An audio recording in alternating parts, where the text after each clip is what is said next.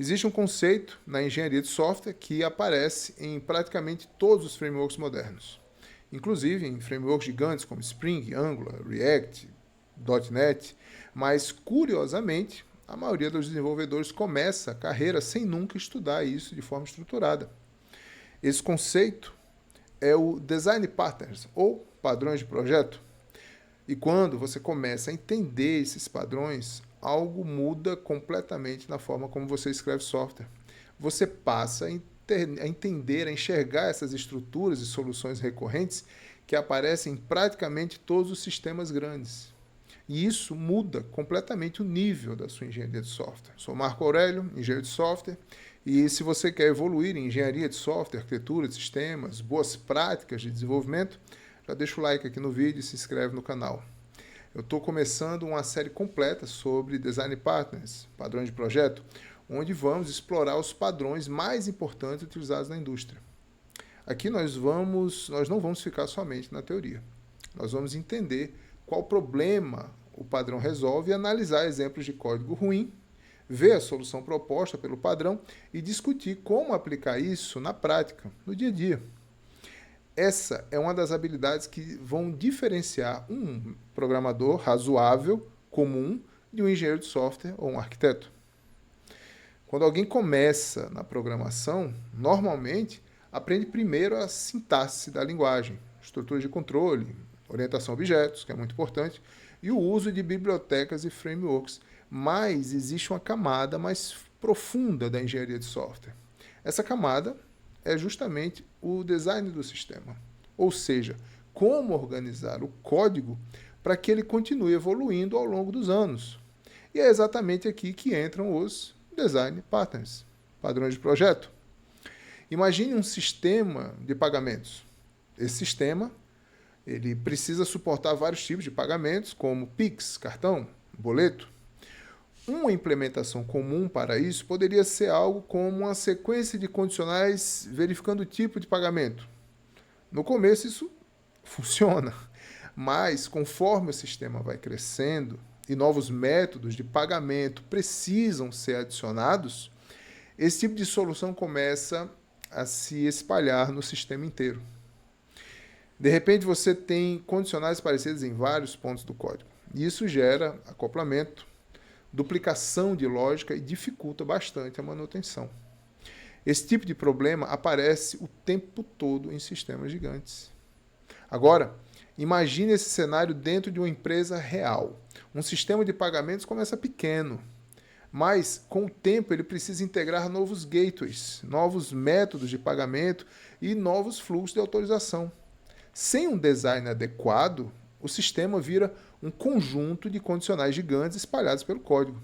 E foi justamente para resolver problemas recorrentes, como esse, que engenheiros de software começaram a documentar soluções estruturadas de design. Essas soluções ficaram conhecidas como Design Patterns. Os Design Patterns são soluções reutilizáveis para problemas recorrentes de design de software. Mas tem um detalhe importante: um design não é código pronto. Ele é um modelo de solução, ou seja, uma forma estruturada de resolver determinados tipos de problema no design de sistemas. Em 1994, 4 autores publicaram um livro que mudou completamente a forma como pensamos o design de software. O livro se chamava Padrões de Projeto, Elementos de Software Orientado a Objetos, Reutilizável. Os autores foram Eric Gama, Richard Helm, Ralph Johnson e John Vlasides. Eles ficaram conhecidos como Game of Four, ou simplesmente GOF. Já devem ter ouvido falar em outros vídeos de outras pessoas sobre esse termo, sobre essa turminha, né? Nesse livro foram catalogados 23 padrões de projetos clássicos. Até hoje, esses padrões são estudados em cursos de engenharia de software e aplicados em projetos no mundo inteiro. Uma dúvida comum é a diferença entre padrão de projeto e framework e biblioteca. Uma biblioteca é simplesmente um conjunto de código reutilizável. Exemplos conhecidos são Apache Commons, Guava, Lodash. Já um framework define uma estrutura para a aplicação. ele controla parte do fluxo do sistema. Alguns exemplos conhecidos são Spring, Angular, Django. Já um design pattern é um conceito de design. Ele não é uma ferramenta, ele não é uma biblioteca, ele não é um framework.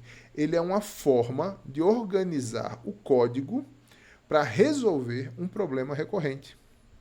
Os padrões catalogados pelo Goff foram organizados em 3 grandes categorias. A primeira categoria são os padrões de criação. Esses padrões tratam da forma como objetos são criados dentro de um sistema. Alguns exemplos são Factory, Builder, Singleton. A segunda categoria são os padrões estruturais. Eles tratam de organização entre classes e objetos, ajudando a estruturar sistemas complexos de uma forma mais flexível. Exemplos conhecidos são Adapter, Facade, Decorator, Proxy. E a terceira categoria são os padrões comportamentais. Esses padrões eles já focam na comunicação e na interação entre diferentes componentes do sistema. E alguns exemplos são o Strategy, o Observer, o Command, o State, entre outros. Quando você começar a estudar design pattern, algo interessante acontece. Você começa a perceber que esses conceitos aparecem em vários lugares. Strategy aparece em vários frameworks. Observer é a base de sistemas orientados a eventos.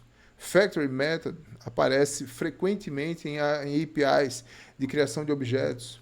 Ou seja, você começa a enxergar a engenharia por trás do software. Nos próximos vídeos dessa série, nós vamos explorar todos os 23 padrões clássicos do Goff, mas não apenas na teoria. Nós vamos analisar o problema que cada padrão resolve, ver exemplos de código problemático, entender a refatoração proposta pelo padrão e discutir como aplicar isso em cenários reais de desenvolvimento. Se você quer evoluir em engenharia de software, arquitetura de sistemas, essa série vai te ajudar bastante. Então, se inscreve no canal, ativa o sininho e compartilha esse vídeo com aquele colega desenvolvedor que também quer evoluir na carreira. No próximo vídeo da série, nós vamos começar com um dos padrões mais importantes e mais utilizados na indústria, o Factory Method. Nos vemos no próximo vídeo. Até mais!